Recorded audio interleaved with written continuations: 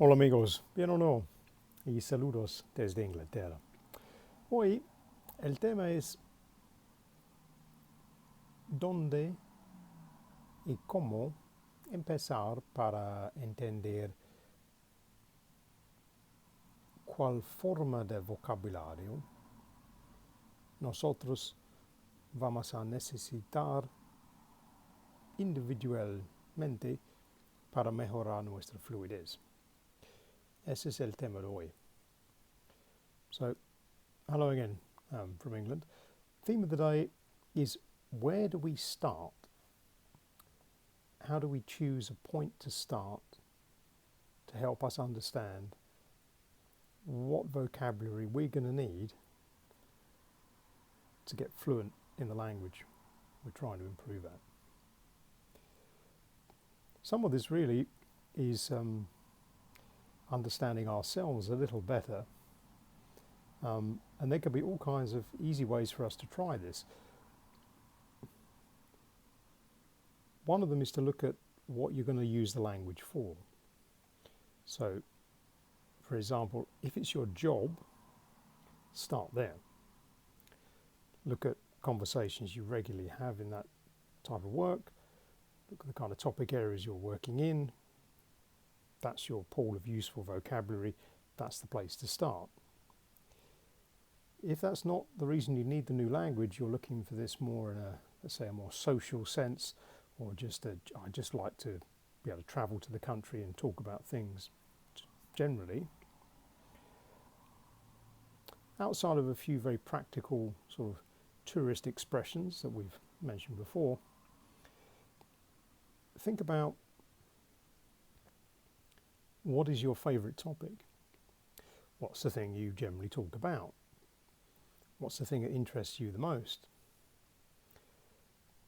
Now, that might not be as easy to do as you think. But if you sit back for a minute and look at, what you've been doing the last week or two, this could be down to sort of the type of TV shows you watch, the type of films you watch. Are they a particular type?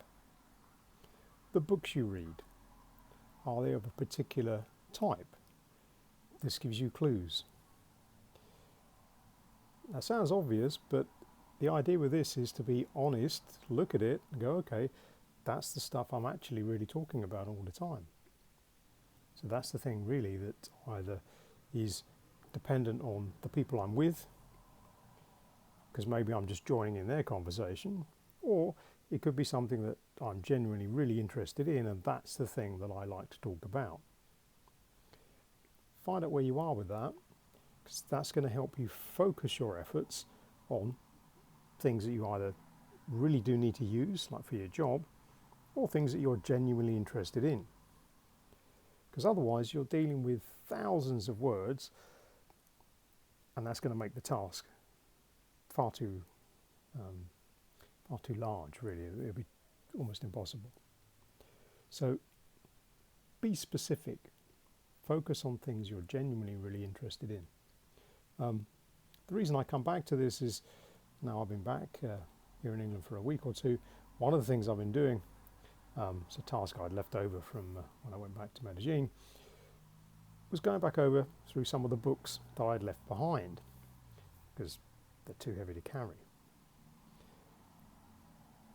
And having gone through those, yeah, sure, there's a pattern.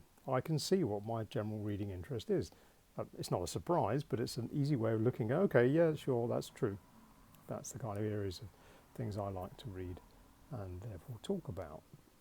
So for me, improving my Spanish, I know that really, if I focus on the vocabulary to talk about those few topic areas, history, biography, those kind of things,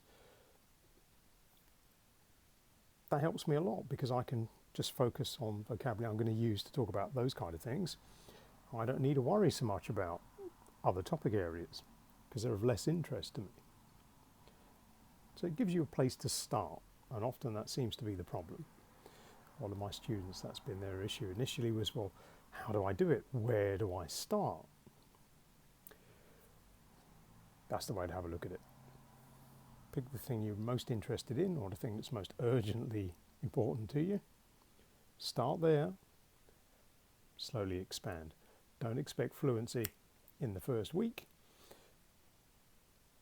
but if you're selective and you look at the conversations you generally have or the conversations you most need to do, you can improve your competence more quickly and improve your confidence as well if you just focus on those kind of areas.